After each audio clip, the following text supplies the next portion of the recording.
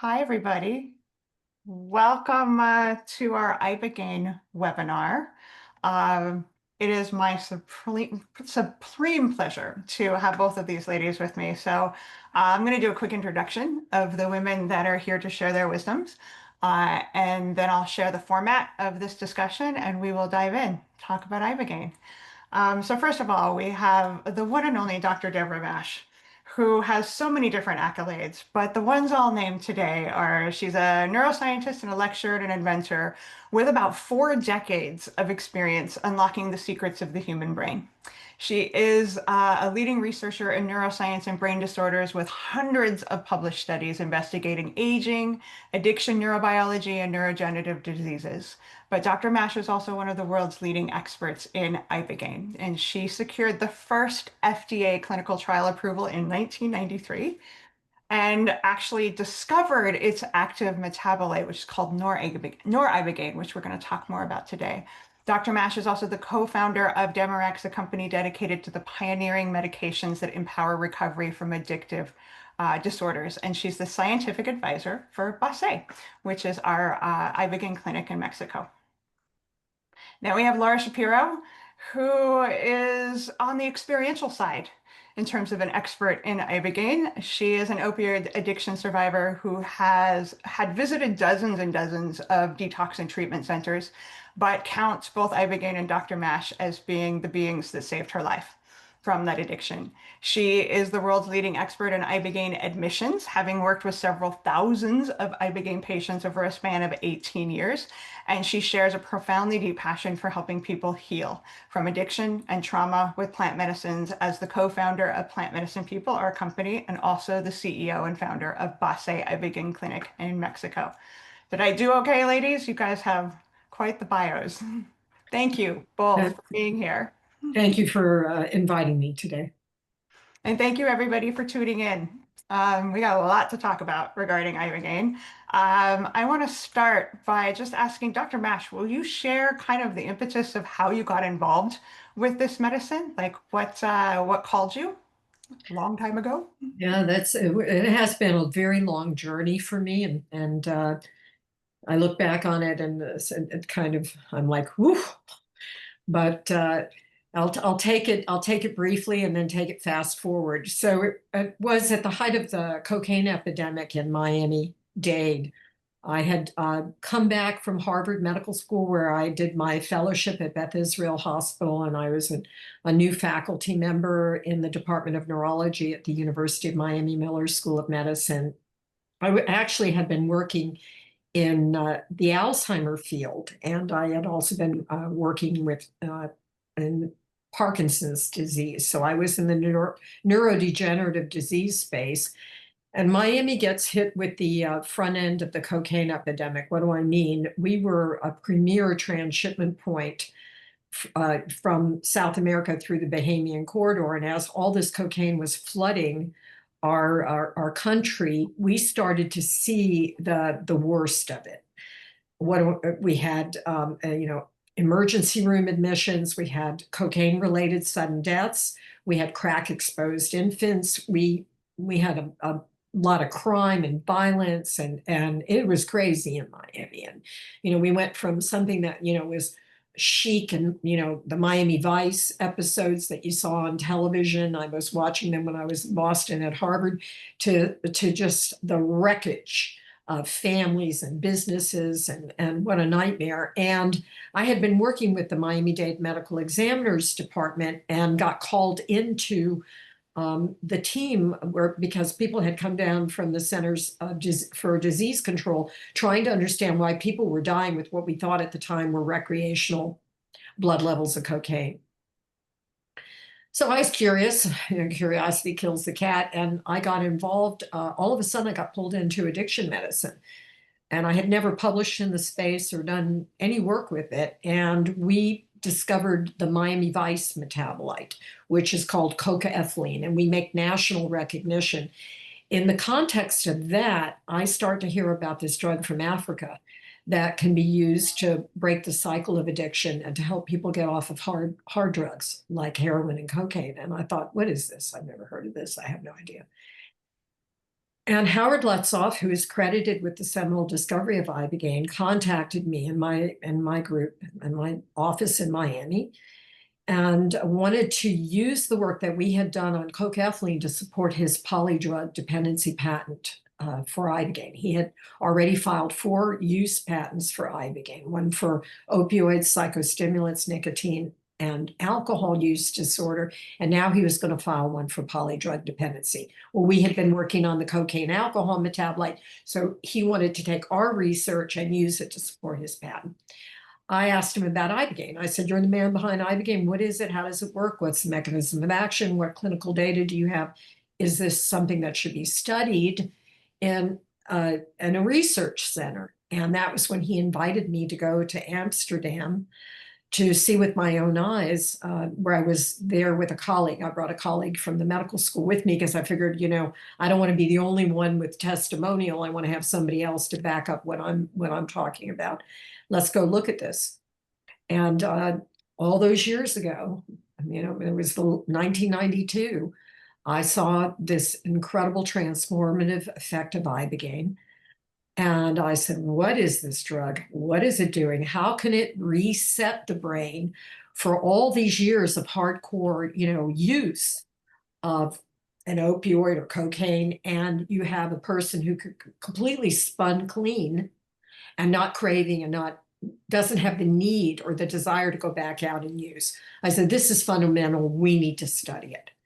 And that was led me to think about active metabolites. And as if you look at studies from ancient shamanic practices, people drank reindeer urine. Why? Because the reindeers ate some of the psychoactive plants, and active metabolites, or the drug itself, would be purified and in the urine, and there you go. I don't know how they figured that out, but I brought back urine and we figured it out that Ibogaine gets converted to an active metabolite.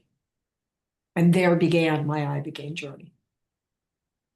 And there began the discovery of noribogaine, which I want to talk about in a moment. But Laura, before I throw it to you, I just want to offer to everybody that's listening, if you have questions as we're discussing, just put them in chat. We'll address as many of them as we can get to as we're having this dialogue. But Laura, would you describe the experience of Ibogaine from the perspective of someone who went to this medicine literally to help save your life? Yeah, absolutely. I mean, I began such a profound experience. So it's really in a league of its own in terms of, I mean, specifically, let's talk about addiction interruption for a minute. But I had been through countless different treatment centers, from the best of the best, the worst of the worst, and everything in between. Years of methadone, years of Suboxone. And when I finally got to Ibogaine, it was like my last hope. I was just so sick and desperate to change my life. And in terms of like the perspective, like from the patient, like working with the medicine, within 45 minutes of taking it, it reset my neurochemistry back to a pre-addictive state. Literally, I could feel this like warmth coming up through my solar plexus, like this slight buzzing sensation. And my addiction was gone. The withdrawal symptoms dissipated. Like, it was literally a miracle of how it felt as somebody struggling with active opiate dependency. I mean, typically coming off of opiates, it's a grueling process to work through that. And it was just this profound experience. And then, the within 45 minutes, so the withdrawal started to dissipate, and that's when the visionary process started. And for me, it really was an intense visionary phase, but it feels like you're watching a movie screen on the back of your eyelids. So you're actually watching from a third party perspective, so you're not emotionally attached. This allows you to like view traumas in a different way and like have this different outlook on how and why things have unfolded, what has led you to this point in your life, almost in a way connecting like past, present, and future, of really like how and why, having those aha moments, and then kind of showing you practical steps of how to step out of these like active cycles and change. Yeah. Yeah. Wow. And the next morning, it was just profound. Like it literally felt like a rebirth process. I know that I saw my mother like a few weeks later, actually went to in inpatient care, just like a rehab, to, you know, restructure and redesign my life after the treatment.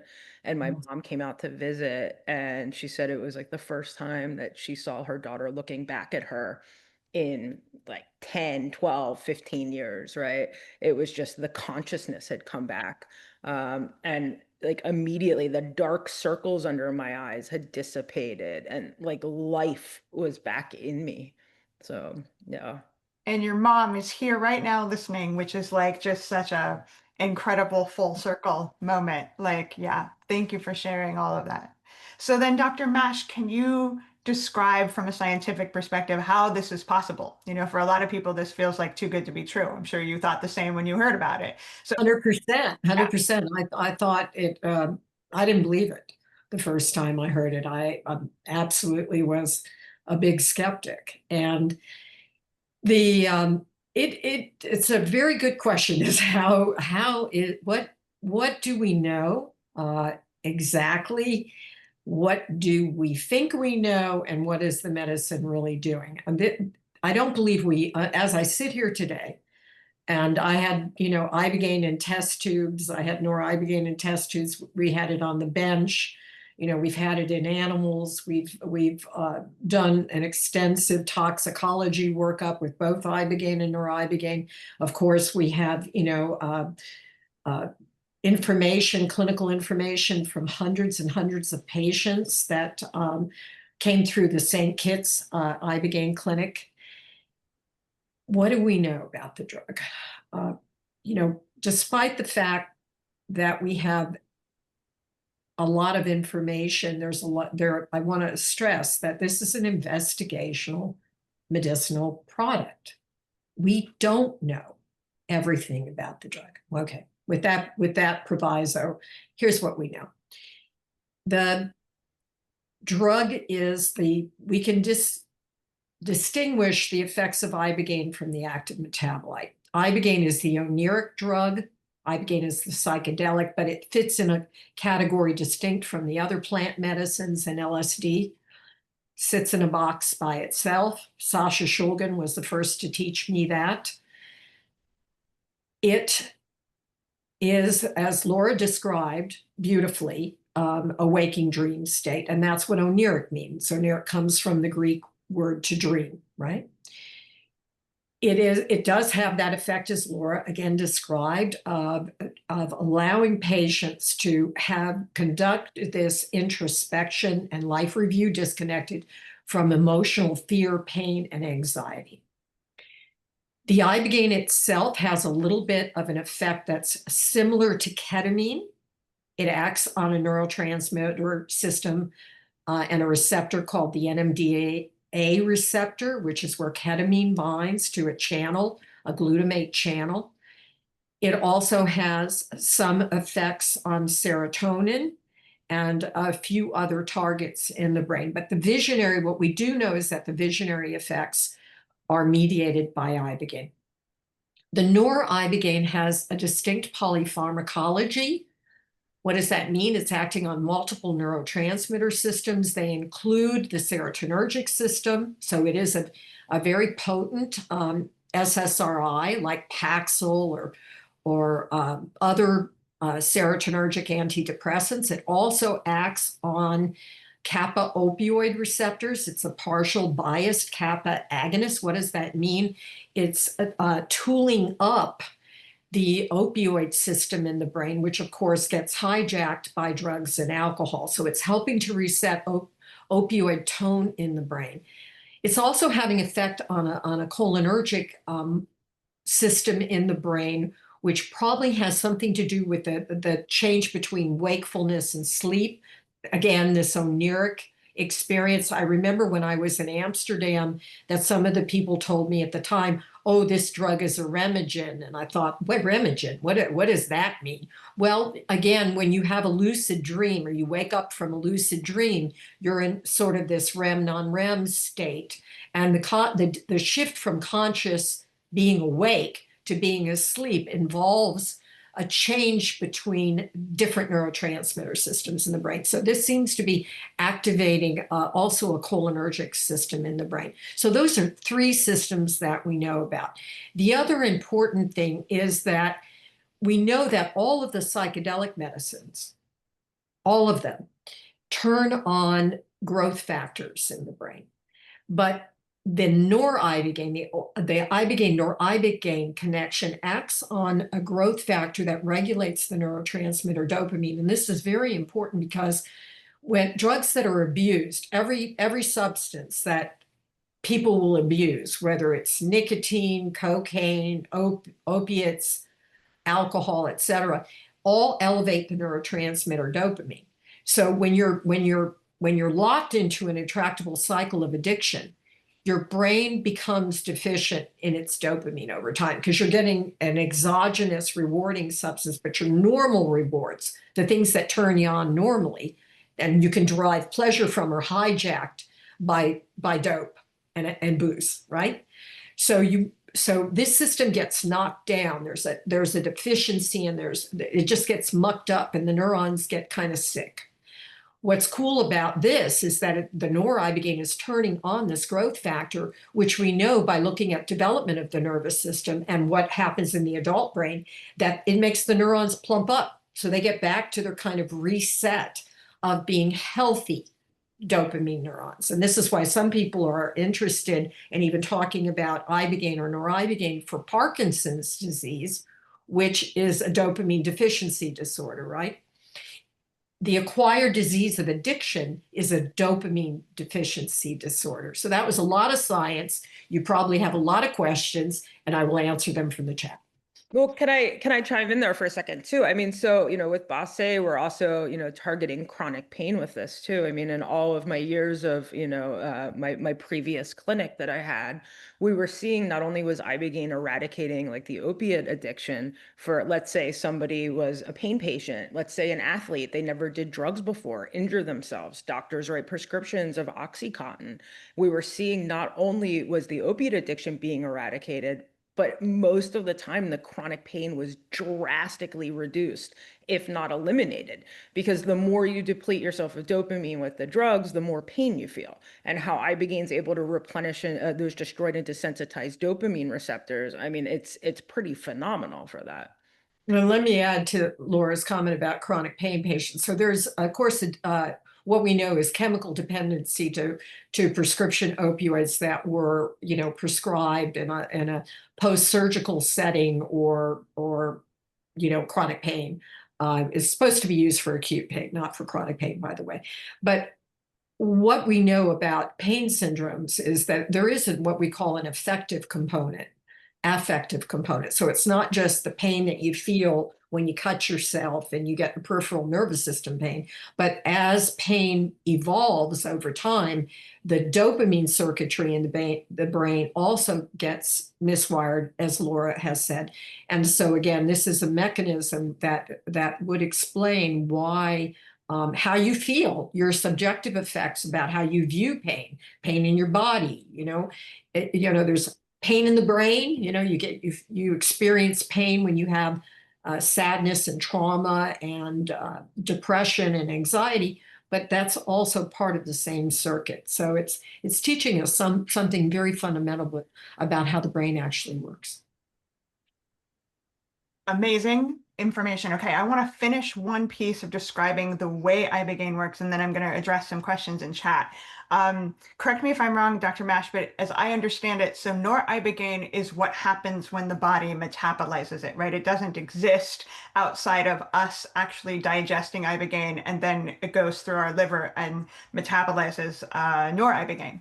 That's an important. And then I've heard basically that there are described like phases of the experience of taking Ibogaine, in part because when noribogaine hits the system, the experience shifts and changes. Would one or both of you kind of chime in about what those phases are like? Laura, you talked a bit about the visionary phase, but to describe basically the different components of what Ibogaine and noribogaine bring to the experience of healing. That's a really good point, and I didn't explain that. So Ibogaine is highly metabolized, and there are and it's under genetic regulation. So it goes through the liver and what we call first pass metabolism to the metabolite. So when you measure ibogaine and noribogaine in the blood of patients who take ibogaine, you can see the ibogaine come up in the bloodstream, reach a maximum concentration, and then ibogaine's cleared from the blood in mostly in about 24 hours, completely cleared. Whereas at 24 hours, noribogaine is still elevated, very high. So on day 2, 3, 4, 5, after you take ibogaine, you still have noribogaine in your blood.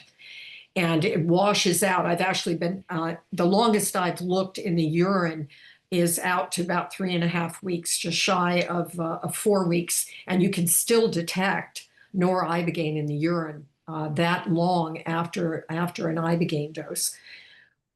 What we were able to demonstrate in the St. Kitts study was that looking at the genetic regulation, the metabolism, which is you're a fast, slow, or intermediate metabolizer, as I explained, but you could actually time the intense visionary experience that Laura described by metabolizer status.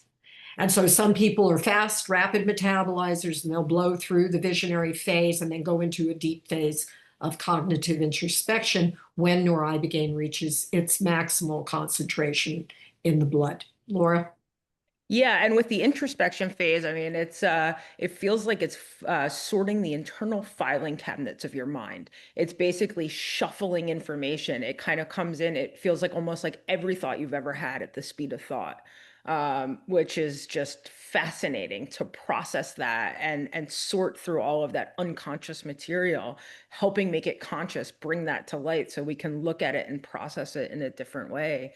And then we typically see that like the noribogaine is present in the system anywhere from like 1 to 3 months afterwards, that you feel this lingering effect of it. It's a great antidepressant, great anti-anxiety.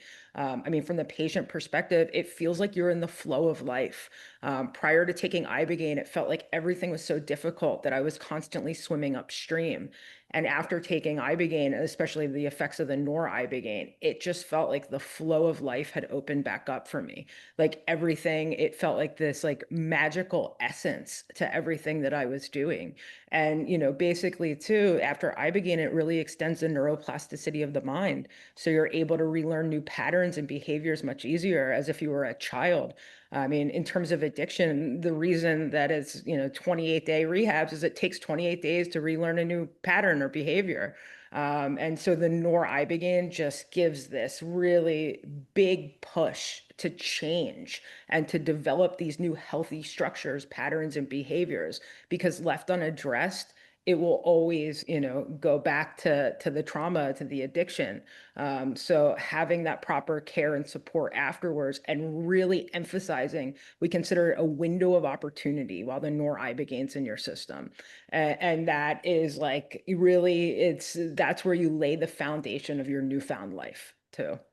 It's extremely important. The window of neuroplasticity that's opening in the brain and the enduring effects through the ibogaine and its metabolism to noribogaine is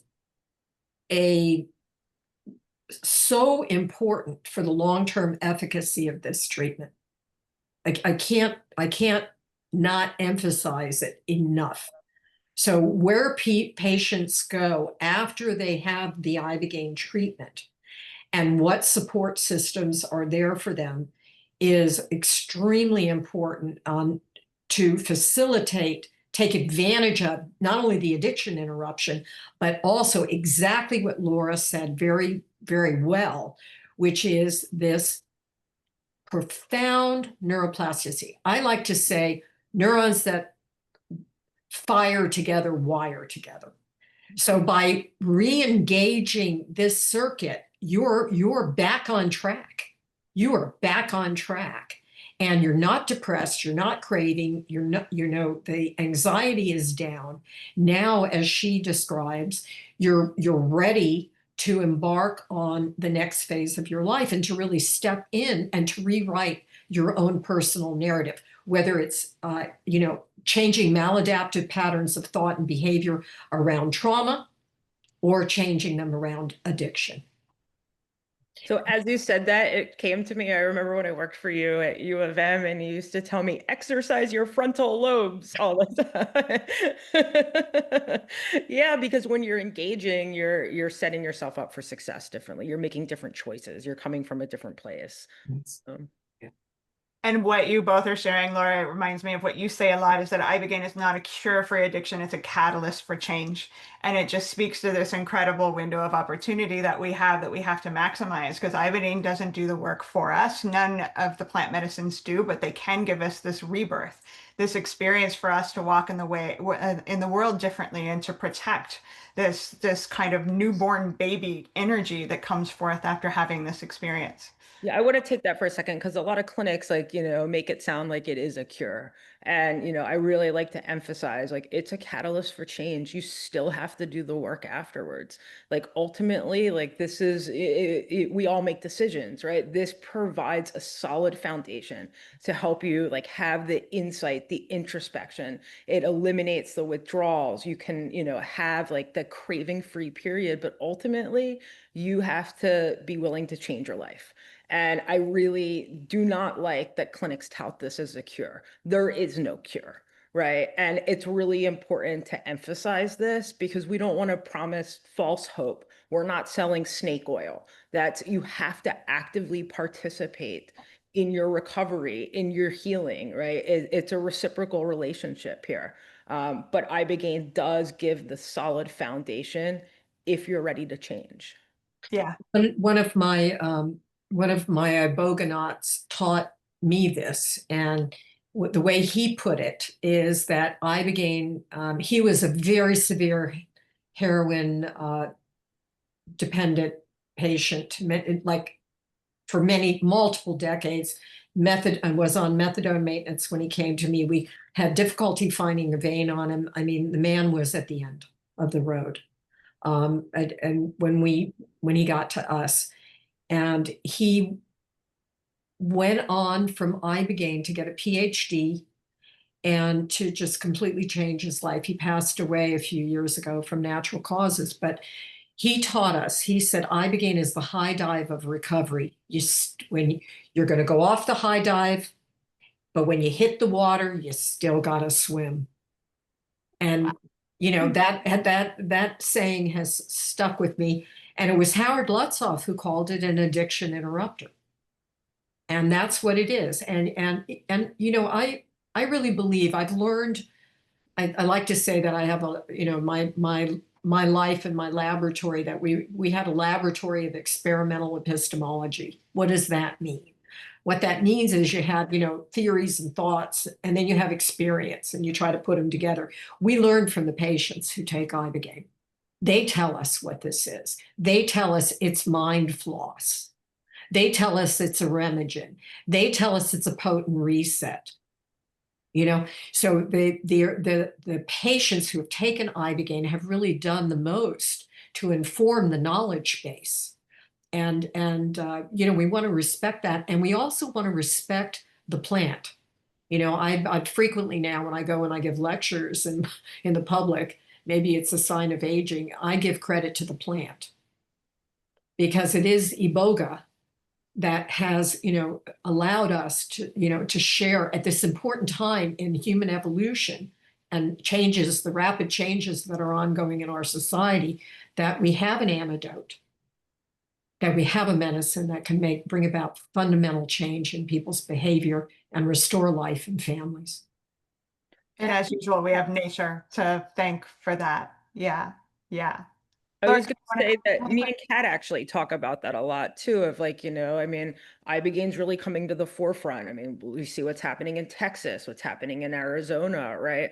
And it's a common debate in our home. It's like, does the plant want this? Like, are we like perverting the plant, the culture, right? And we've really come to terms with the fact that, like, I believe to my core that the plant is putting this in front of us because now is the time, right? And if that was not the case, we wouldn't be in this position right now. Now, at the same time, right, there's the fine line between, over harvesting, reciprocity, right? And so, Kat, I'm going to set this up. I want you to take this for a minute too. And the piece of reciprocity being so near and dear to our hearts.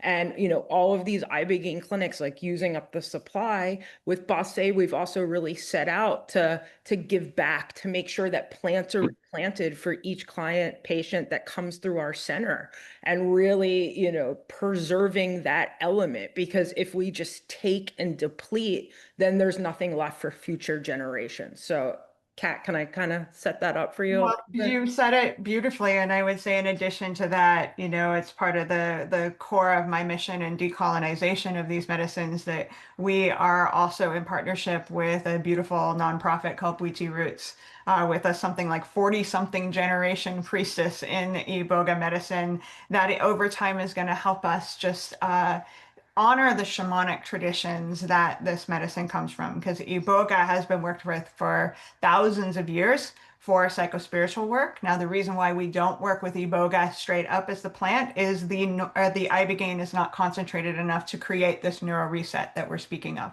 That said, just as both of these women are expressing, we honor the plant and the traditions that it's come from. We're doing our best to create something that I don't think we have a model for, really, which is honoring Western medical research and knowledge and shamanic traditions, and bringing them together in the best of ways to honor the intelligence and the knowledge and safety and reverence of both sides.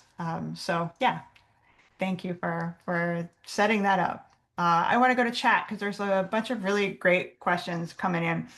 Samantha wants to know, does resistance or fear around the process of working with Ibogaine create any problems like psychotic breaks similar to those that resistance creates with ayahuasca or psilocybin? Or does the process itself tend to bypass resistance and fear in some way? I'm going to start with this and then give it to the experts. Just I had my own experience a couple of months ago, and Samantha, because of what Dr. Mash is describing around how Ibogaine works in a similar way as ketamine, there's a sort of disassociation, an observer energy with Ibogaine that is not present with ayahuasca. With ayahuasca, you are all into your experience. With Ibogaine, it gives a little bit of, or a lot, depending, sort of distance in the process. So you're more of the witness to some of the traumas that you've been through, rather than feeling like it's a deep identification. That doesn't mean that there's never any element of resistance or fear. It's just far less common, just by the way the medicine also feels like that dreaming state. For example, what I loved about it that ayahuasca does not do is when I needed to use the bathroom and I opened my eyes, the visions would take a time out. I still had like the tracers and pretty colors, but the medicine waited until I used the bathroom and came back and closed my eyes and went back into like a dream state. And then the journey continued. So there's just a deeper element of safety because it isn't this deep identification in the process.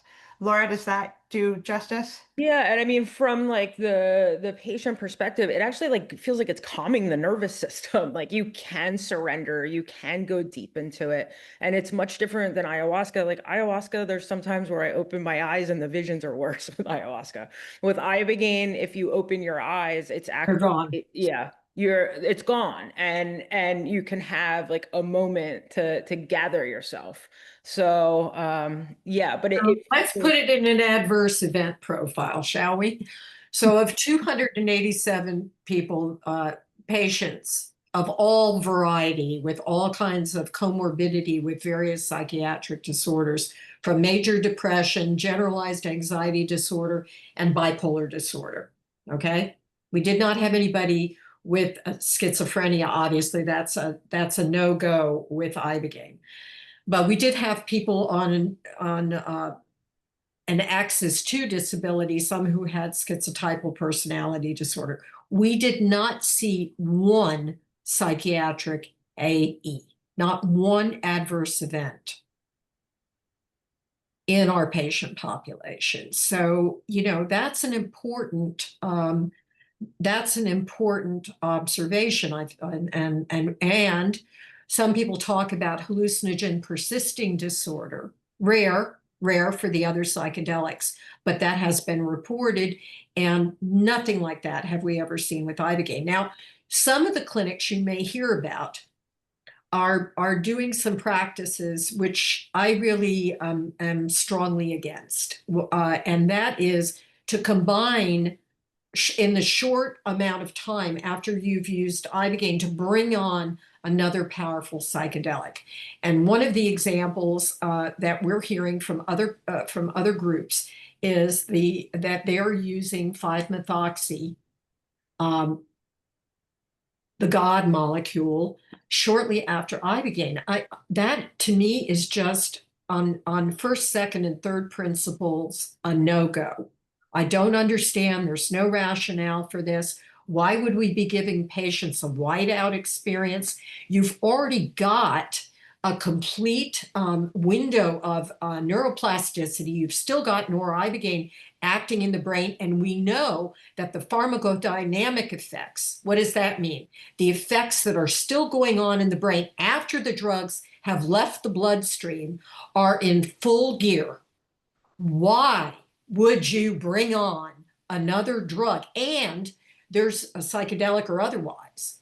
So you want to, these mechanisms that are ongoing in the brain, we don't completely know. We are learning. We don't have all of that information. And the rationale to do this now is not, to my mind, scientifically, clinically, or otherwise, is simply not there. So, if someone, these molecules, the DMT series of drugs, and 5-methoxy is going through clinical trials now with GH Research and also, of course, with Beckley Psytech. And more information will be revealed as those studies come forward. But, to do an experiment like this with patients, I don't think it's ethical, I don't think it's moral, and I don't think it's medically sound. So there Yeah, I am in my soapbox. There I am. I'm on the soapbox with you. I really think the only justification is because people get attached in our culture to having the big psychedelic experience. And it's just this kind of distorted way of some clinics giving people what they perceive they want in terms of a blast off experience. There's no medical reason for it outside of just maybe getting some good reviews. But it's the recklessness of it and the disrespect for the medicines as a whole, like, is something that, really deeply bothers me as well. And what I want to say too is that I have heard from patients, because sometimes people will call me, after their experiences in certain places, and they'll tell me that they had, they had a bad experience. And, it's just not acceptable. It's going to be rare. You won't hear a lot of them, but, nobody should be put into harm's way. Yeah, agreed. Well, I think clinics are touting it too as like the psychedelic all-you-can-eat buffet, right? And that's dangerous in and of itself. It's recreational. Yeah. It's not it's not medicine. No. And Yeah. Ibogaine's such a profound experience. I mean, you need to be with that, Yeah. Yeah. All right, let's take a question from Emma. So she says that is what you're describing regarding dopamine hijacking and drug addiction and dopamine deficiency similar for any other addiction such as food or sex? Would love to hear your perspectives on working with Ibogaine or Iboga for addictions other than just drugs. It's a great question. It's a fundamental question. It's a great question. Thank you for asking it. We just don't know. We don't know. Food is very complicated because food is not, obviously there's a dopamine component to eating. Food is reinforcing, but there are other pathways that regulate food, calories, how our body adjusts to nutrient dense food, and how we get into maladaptive patterns around food. We don't know. We do not know, and we don't have sufficient evidence to suggest it. Is there anecdotal information out there? There's some. And certainly in the addiction space, often you'll especially working with some women and men too, that there will be eating disorders that are reported in the context also of addiction. Some women who are using opiates have had, fought food, anorexia and whatnot. The problem is that, especially for anorexia, I would be very frightened to give Ibogaine to a patient who was suffering from anorexia. Why? Because anorexia can cause damage to the heart. And Ibogaine, as we didn't mention, that is one of the worries about Ibogaine is that Ibogaine, unlike other psychedelics, which have very large, therapeutic to toxic windows, Ibogaine has a smaller one. So you have to be cleared medically. You have to be, you only want to have Ibogaine administered by clinicians and people in clinical settings where they have knowledge of the investigational nature of Ibogaine as a drug product. Can you both speak more to that? Justine's asking about the risks associated with Ibogaine. So physical, mental, emotional, like what are the other things that we mitigate to create safety? Yeah, Laura, I'll take it. As I mentioned about the psychiatric risk, I believe it's very low, especially because you have to screen patients. Okay, one of the most important things is when patients want to engage with a clinic, they need to be undergoing an interview. They need to explain what other drugs they're taking. They need to talk about other, psych meds that they may be on, and all medications that they may be using. Because again, I mentioned that Ibogaine is metabolized through the liver, so this sets you up for drug-drug interactions. So you have to be considerate of that, because you can magnify the possibility of an adverse event if you don't understand the nature of the drug interaction.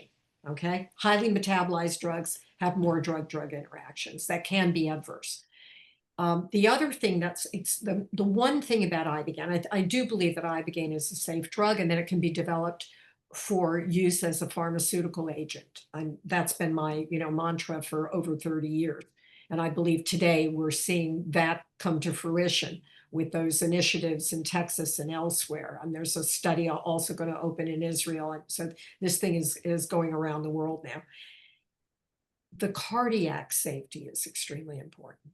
If you have cardiovascular risk, it needs to be fully disclosed, and you have to talk to clinicians, because you can be at risk for an arrhythmia following Ibogaine. Ibogaine is what we call a QT prolonging drug.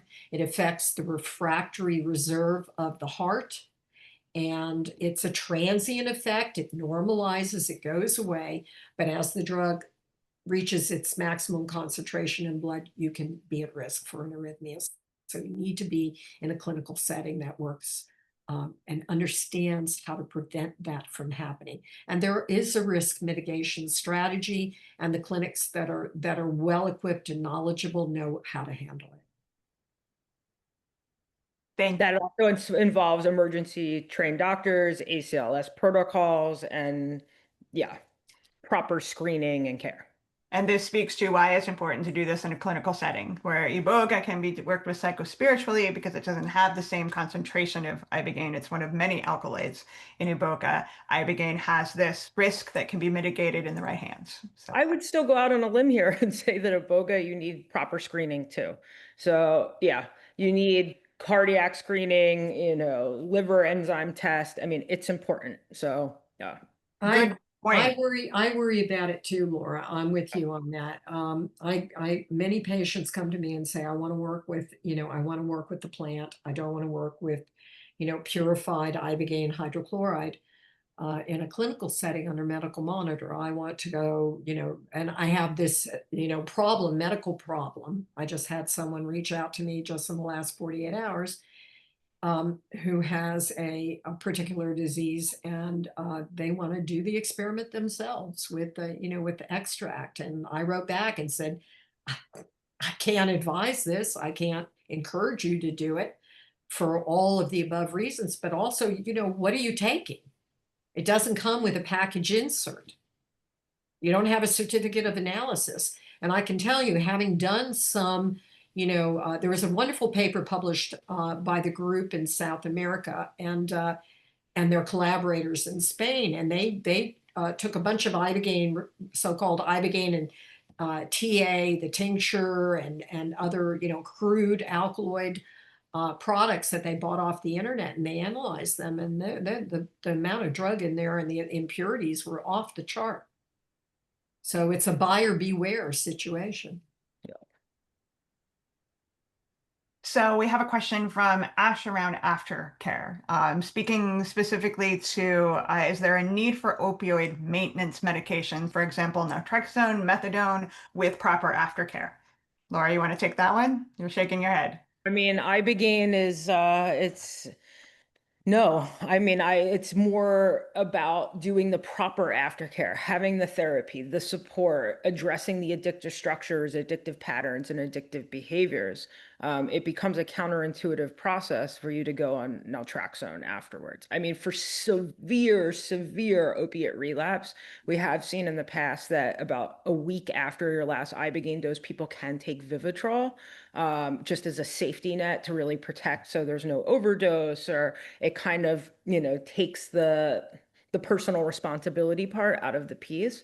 But I think a big piece of this is the personal accountability and being willing to change your life and having the proper support in place for when you get home.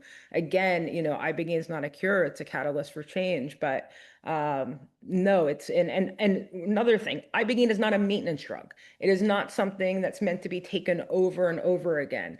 We also see a lot of clinics out there that are sending people home with follow-up doses, which is completely unethical and unsafe. I like to tell clients too, if a doctor is willing to send you home with a Schedule 1 drug, you have to question what kind of doctor this is, because this is illegal in the United States, and if you mix it with something that it interferes with, you could die. So it's about the proper aftercare and support of, therapy, addressing the underlying issues at hand that have led to the point of active addiction, and even trauma, like really like coming to terms with helping like close the trauma loops, working with somebody for EMDR, somatic therapy, really processing that unconscious material to make it conscious so it's not running your life anymore. So in 2018, I published a paper from 191 opioid and cocaine dependent patients that went through the St. Kitts Healing Visions Institute for Addiction Recovery program that I started in St. Kitts. And what we know is that you are detoxed.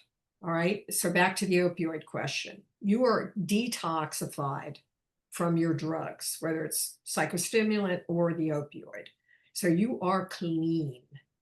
Now, the question about going back on to Suboxone, buprenorphine, or methadone, normally, you would not do that because it is a transition to abstinence-based therapy.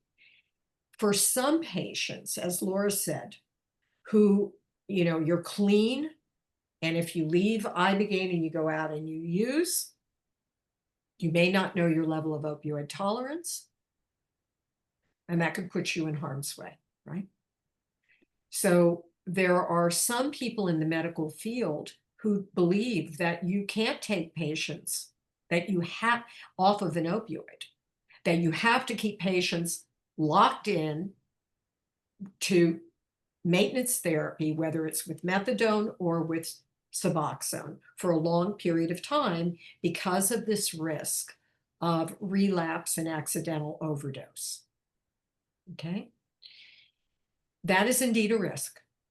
We're not going to diminish it. We're not going to say that it's not a risk. And for someone who may be at risk, the possibility of using naltrexone after Ibogaine may be medically indicated. But again, this is why it's so important to be working with an ethical group of clinicians in a well-qualified clinical environment to help you make those decisions.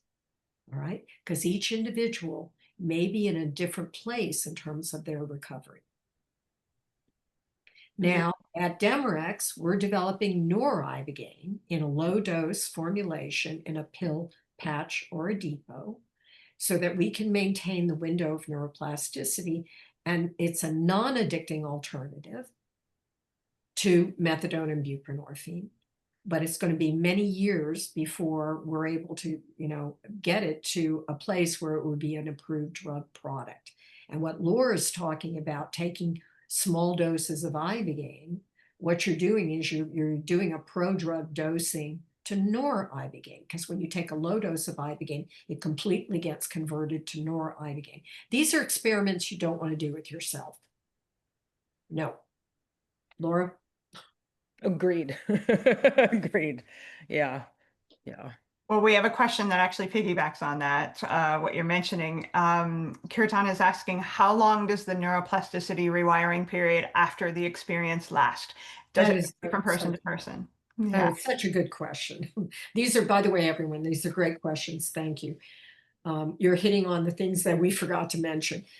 The window of neuroplasticity, yeah, and I'll let Laura will tell us from a personal experience, but the what we know, we don't know the answer to that, and we don't know the answer to that for all of the psychedelic meds. Okay, they all open up the window of neuroplasticity. They're a little different by class of compounds, but what we know is noribogaine is the most potent, and it has the most profound window opening of all the psychedelics. It's fun, very good, excellent scientific work done by Professor Goldolin, who was at Johns Hopkins University and published really the seminal paper on this. And she did this in an animal model, but what she was able to demonstrate is what we know from ketamine. Ketamine is a couple of days, which is why you need to have six treatments over a period of time.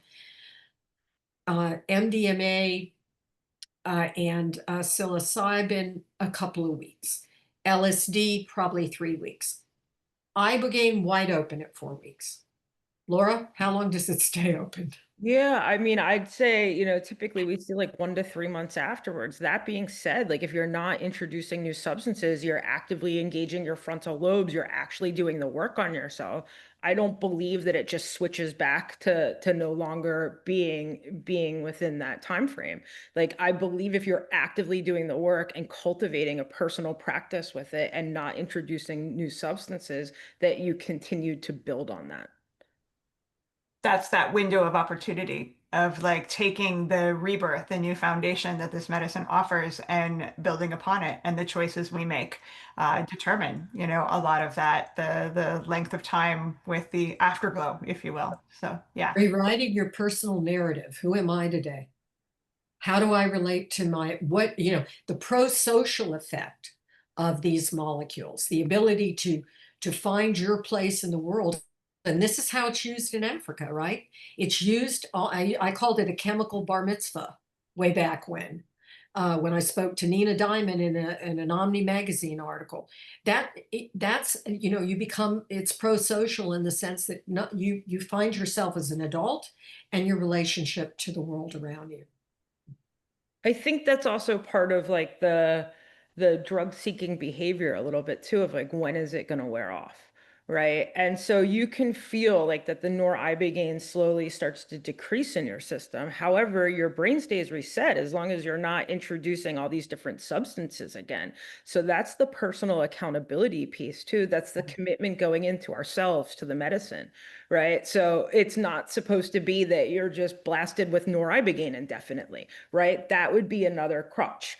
This has provided this time, this window of opportunity to really help me change and step outside the cycle.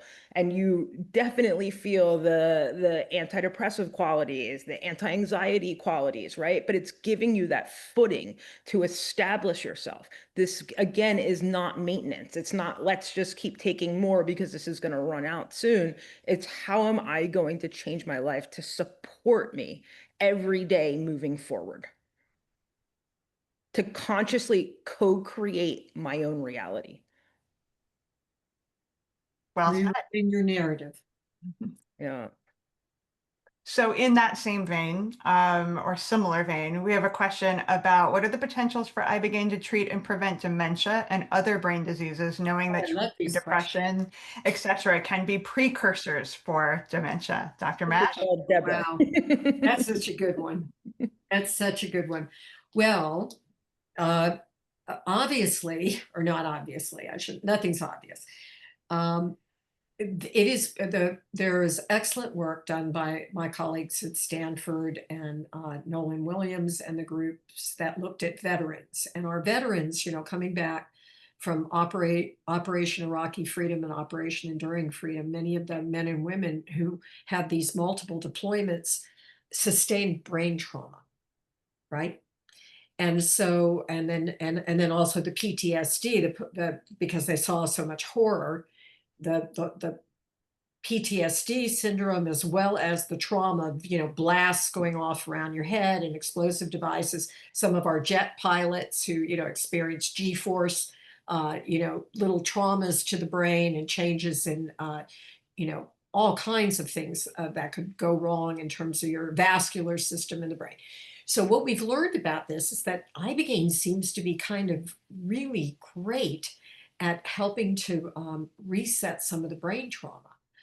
And this has the work, it's just emerging, it's emerging science now, that and done with functional neuroimaging, which again is coming out of the Stanford group at their neuroimaging lab there. And there's some other work, but a very limited work. But it suggests that that it may have some efficacy. And I think that some of the pharmaceutical companies are looking at psychedelics, as all psychedelics, as a potential for possibly staving off the development of dementia, especially in patients in the earliest stage. So when we call mild cognitive impairment, or MCI, as kind of the first diagnosis that a neurologist would make, looking at an aging cohort. So someone's starting to show early symptoms, which may suggest that you're on the trajectory to convert to a diagnosis of Alzheimer's disease. Not everybody with MCI, mild cognitive impairment, will convert, but a large percentage do. Can you use Ibogaine, noribogaine, or any of the other psychedelics to change that trajectory? And I, as someone who's aging, and if I had that diagnosis, I would definitely be very interested in this. And I know that Paul Stamets had been, I don't know where his study is, but there was a trial that was starting with a stack, which was psilocybin, niacin, and lion's mane. I believe it was lion's mane. And they were doing some work with that. So stay tuned, because I think we're going to learn more about this. And definitely, boy, that would be fantastic too, if we could learn if some of the psychedelic medicines could be used in stroke victims. For example, the short-acting DMT molecules may have some benefit in early stroke recovery. So this emerging field in not only psychiatry, but neurology is very, very exciting, very exciting. I think it speaks to the two probably greatest epidemics that we face as a global culture are addiction and dementia, or cognitive impairment across the board, how nature is always responding. That she has these medicines available, that if we respect her and are willing to do the work associated with this kind of healing, it is absolutely possible. I don't feel like nature's not responding to the suffering that we're going through. So yeah, that was beautifully expressed, and it's really very hopeful. Yeah. So, okay, we have questions. If either of you want to touch this around the fact that, Ibogaine's in the news in the US, $50 million from Texas and money from Arizona recently.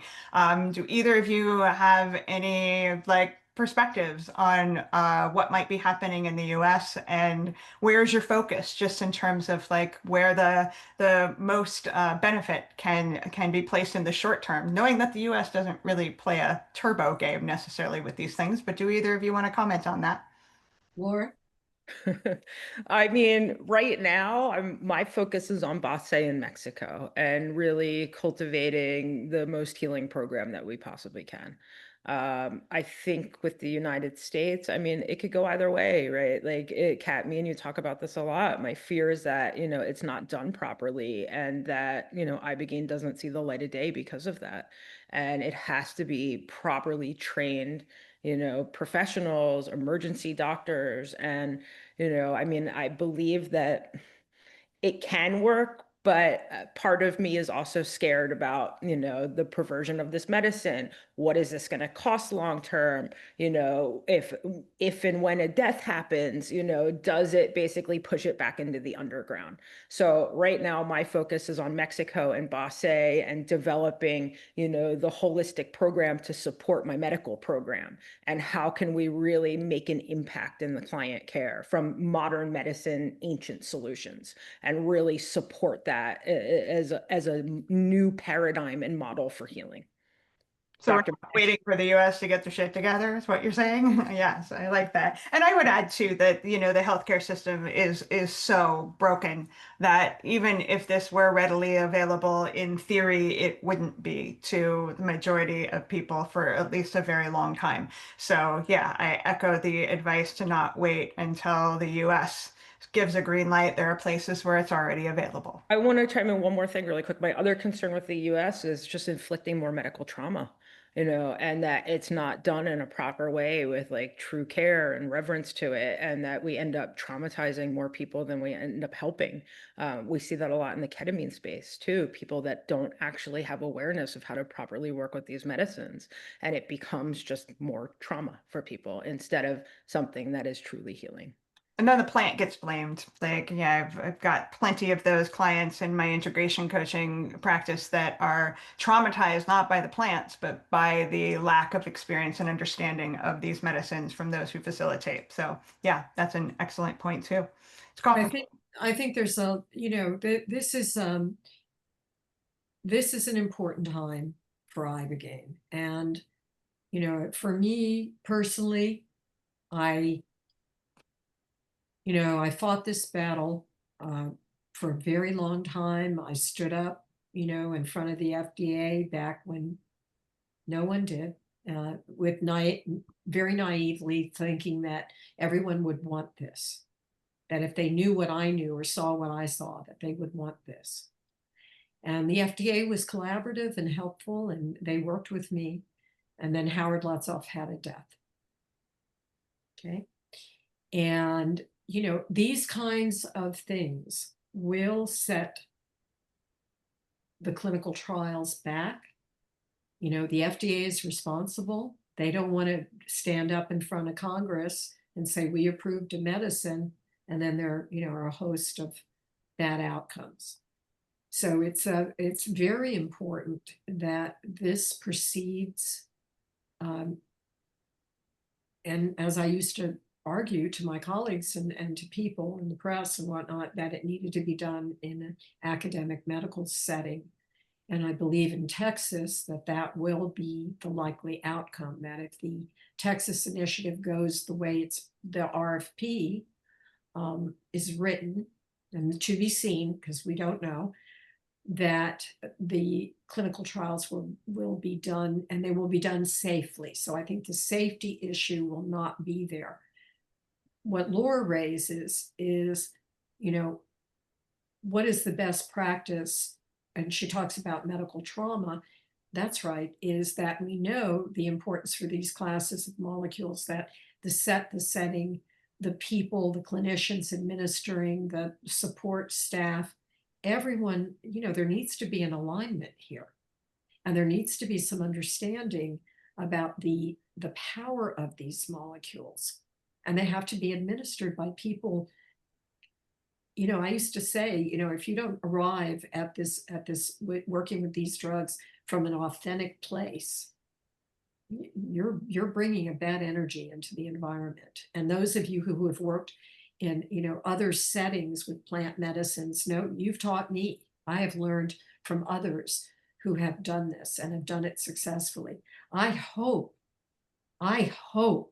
that this knowledge is communicated to people who are gung-ho to bring Ibogaine out there, and that it's done from a place of authentic healing, if you will, and so that we don't subject patients to further medical trauma, and that it is recognized to be a catalyst for change, that it is an addiction interrupter, it's not a cure, and that we have to give patients something after Ibogaine to help maintain the window of neuroplasticity through integration coaching and the right type of people who have a peer-to-peer experience with Ibogaine. And that's why some clinics, including Bassé, which is trying to set itself up as a premier Ibogaine clinic, is developing best practices and quality of care continuum that can be, translated for use of this drug going forward. And we all should pray that this is manifest. There is risk. Amen. Absolutely beautifully articulated. Other question from Marta. She wants to know if there's any microdosing potentials. Is this a medicine that people can have incredible experiences with in smaller doses? Microdosing Ibogaine is converted to noribogaine. I said that. Let me say it again. You microdose Ibogaine, it's converted to noribogaine. The microdosing, you don't know your metabolite, you don't know whether you're fast, slow, or intermediate metabolizer. Noribogaine has long half-life. How are you going to microdose it? What's the schedule of microdosing? Are you going to accumulate too much noribogaine? Noribogaine also affects the heart. So again, it's not mushrooms. Mushrooms are very safe. Microdosing psilocybin is not going to hurt you. Okay? LSD, very safe. Not saying you should go out there and microdose LSD. I'm not saying that, but I'm just saying it's very safe. I don't know anything about microdosing LSD. Some people are doing it. But with Ibogaine, noribogaine, wow. And you got to be careful what you have in your system too. It's not safe. I'm going to stand behind Ibogaine is never safe to take unless medically supervised. Yeah. I have that's on a tattoo on my arm somewhere. Actually, I don't have any tattoos, but if I had one, it would say Like take glows in the Ibogaine dark. under full medical monitor. Especially to what you both mentioned earlier too, that anything that we source on the web or elsewhere in the underground with this is likely to not be what we think it is anyway. So yeah, that's clear then, not safe. Thank you. What about the preparation process? How strict is preparation for Ibogaine in comparison to medicines like ayahuasca? Aside from, I think you named pharmaceutical contraindications, obviously, are there other ways in which we have to prepare properly to have a safe and effective experience with the medicine? Again, communicating with the clinicians that are going to oversee your treatment is extremely important because you do need to titrate off of active central nervous system drugs and other medicines that you may be taking for, an infection or, some other condition in your body, or if you have diabetes or, whatever thing is going on with you. So it's really like a soup to nuts in terms of medical clearance, not to be underestimated. The other thing that's important, and if you're abusing drugs and alcohol, you probably haven't been taking good care of yourself. So your gut biome is a mess. You want to start to prepare for this, and then also it's very important that your electrolytes are tanked up. What are electrolytes? That's your sodium, your potassium, your calcium, and yes, your magnesium in your bloodstream. And that's something that patients need to be aware of. In Africa, when they administer Ibogaine, they eat a lot of plantains. Okay. Why is that important? Because plantains have potassium, and Ibogaine and noribogaine are potassium channel blockers in the heart. So how clever that, the use by people in Africa somehow figured that out, that you want to tank up your potassium level. So again, working with your doctor, preparing for the Ibogaine treatment is important. Laura? We're feeding plantains at every meal.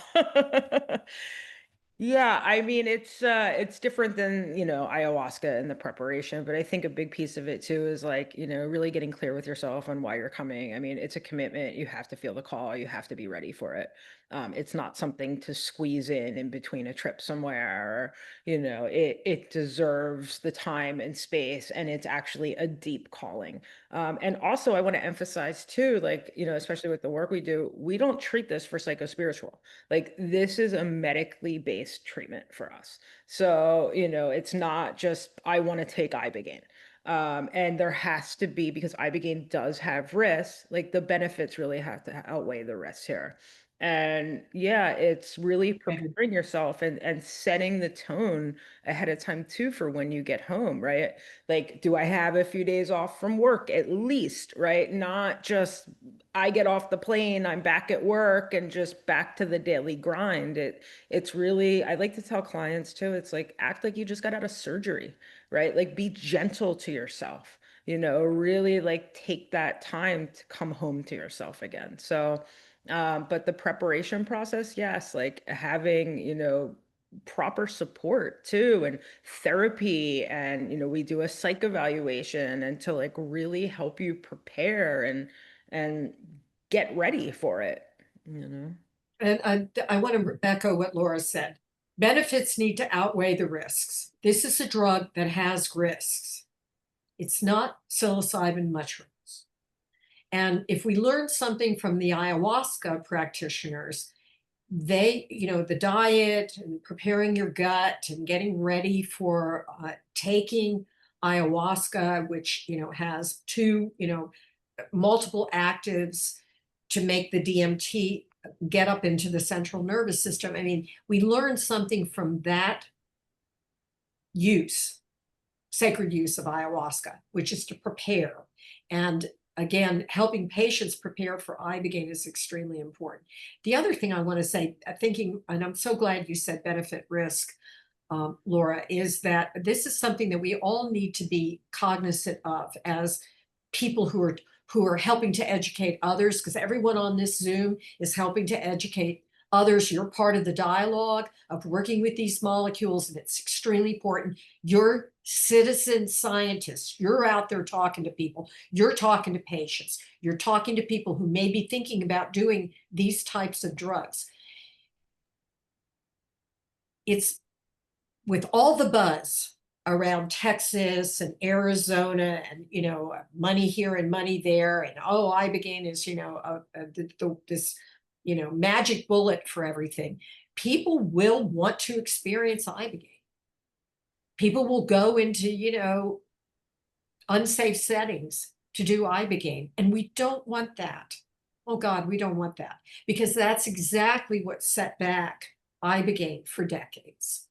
So again, all of you, thank you for being here today and listening to this and getting the word out, because you're really helping to protect and ensure that people who are desperately in need of having proper access to molecules at retreats, in medical clinics, whatever settings, that they're given with high ethic, with qualified individuals who understand the power and the medical use. Thank you. This is precisely why you were studying it back in 1993, and here we are in 2025, and it's still not accessible, is because it happens in spaces that aren't safe, and then every advancement gets pushed back, and everyone suffers because of it. So yeah, safety first. Absolutely. Speaking of which, I don't know that we covered all the potential side effects. Somebody is asking, are there any other side effects other than we're talking the positivity of neuroplasticity and all the things in that window of opportunity? Is there anything challenging physically or mentally speaking in the after effects of Ibogaine? The adverse events that some patients will experience some nausea. That was one an ataxia of gait. You can't walk around when you're under the full visionary phase of Ibogaine early after drug administration. That's all transient. That's all gone. By 24 hours, you're back on land.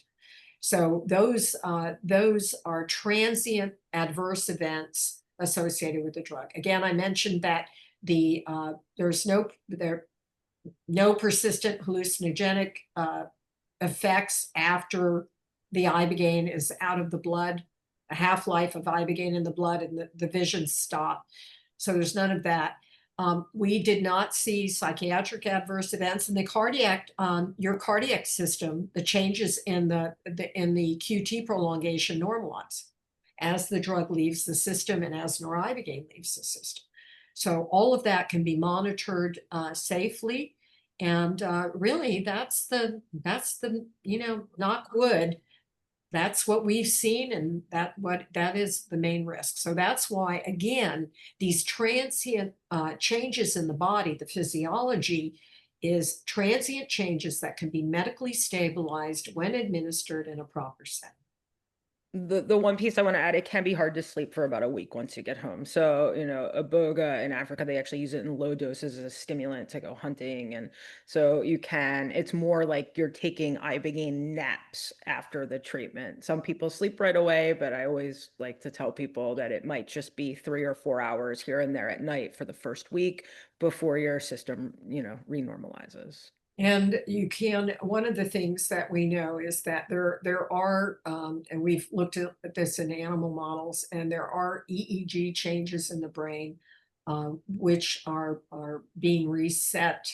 These are not animals addicted to drugs or alcohol, of course, but these are normal animals that have been used in a testing setting, to teach us that there are some changes in the EEG effects, so which may manifest. Now, what we do know is that we've just completed a multiple ascending dose study of Ibogaine in healthy noribogaine, excuse me, in healthy volunteers. And in healthy volunteers, we haven't reported top line results, but I can say today that there wasn't any sleep issues in that setting. So opioids disrupt sleep, okay, and that's known, and that's part of the withdrawal syndrome with opioids. So I think that in the opioid patient population, you're going to see more of that. But again, that's to be described in the proper clinical trial setting. Excellent point about what opioids cause in the aftermaths. Last kind of combination question from a couple of people is just specifically, you were talking about the benefits have to outweigh the risks. So what are the core sort of conditions that Ibogaine is best for, besides we've talked extensively about opiate dependency? And then someone's asking what's the oldest patient you've worked with? In other words, I'd love to hear what are the qualifications? Is there an age cutoff? Are there other pre-existing conditions that prohibit someone from being a candidate? Yeah. So the oldest person, I'll take the oldest person question. Obviously, the addiction, okay? It is a powerful addiction interrupter. It blocks, as Laura described and others have described, and is all over the internet, it blocks the withdrawal syndrome. It gives patients a gentle transition off of opioids. And this is extremely important because many patients have not been able to successfully detox from heroin or Oxycontin, buprenorphine, methadone, etc. So the ability to get patients off of opioids is a benefit. Yeah. Relapse prevention in the addicted population who's wants to make a transition to abstinence, that is a benefit. Again, as Laura described eloquently, you have to work with the molecule, you have to set the intention, you have to do the work, you have to swim when you hit the water. But if you do that, when the neuroplasticity window is open, you're going to have a phenomenal outcome. We've seen it again and again and again. Okay, so the best outcomes are those patients. So for addiction medicine, it's excellent. Now for PTSD, for trauma, MDMA just went up in front of the FDA, didn't get approved, but they'll be back up in front of the FDA with some revisions to their new drug application, no doubt, under the new administration, and we'll be working with the FDA. I'm certain of this. And MDMA, will be probably the first psychedelic to be approved, we hope, for the PTSD indication. So that's there. Other indications that are experimental at this time are not being advanced in the clinical setting. I think in Texas, they'll probably look for exploratory efficacy around PTSD and brain trauma because of their interest in working with veterans. But, again, the jury's out on this because we don't have enough clinical data yet. Laura, anything to add? I mean, as somebody that's received Ibogaine, I think that with trauma, it's definitely in a league of its own in terms of that as well. Just how you're able to see it from the third party perspective and close trauma loops and how it just allows you to process things in a different way. And then Dr. Mash, depression. I mean, Ibogaine, it's just profound for that to really, have the ability to pull you out of that deep, deep depressive state. So, And the for drugs and alcohol, what fuels relapse is the profound anhedonia, the inability, that funky deep dark hole. When you talk about a dry drunk, what is that? Somebody, an alcoholic in early recovery, is white knuckling sobriety because you feel terrible, right? And the beauty of the Ibogaine-Noribogaine combination is that it does seem to reset that, and it is a rapid-acting antidepressant. So Noribogaine is a rapid-acting antidepressant. We know this. And again, without overstating, the clinical benefits, we're hopeful that the studies will demonstrate this, and certainly the patient narrative. So the patient data is not what the FDA looks at it. They explore it. It's important. It sets parameters. It helps us design clinical trials, but it's not until we get in the clinic and we demonstrate it, that we know that we've got, for example, Ibogaine, I'm just going to throw this out there, would have superiority over MDMA for certain types of traumas. We don't know the answer to that. Okay. Is Noribogaine a better antidepressant than Paxil? We don't know the answer to that. Okay. So this is, I don't know that I'll be alive to see all these things happen, but that's where we're headed. And hopefully, all of the important work around Ibogaine that's done in really well-run clinics such as Bassé will help to inform, where the clinical trials are headed. Well, on that beautiful note of positivity and hope, I just want to extend heartfelt gratitude to both of you, sharing your expertise and the hope that this medicine will be accessible to more people dealing with these really life-altering challenges. If any of you listening want to learn more about Bassé, you can go to basseibogaine.com, and Laura will happily answer any questions about the process. Thank you everyone who showed up and contributed to the excellent dialogue, fantastic questions. And thank you for all of you being part of the Plant Medicine People community. We love you all so much, and we'll see you next time. Thank you. Thank you, Dr. Mash and Laura.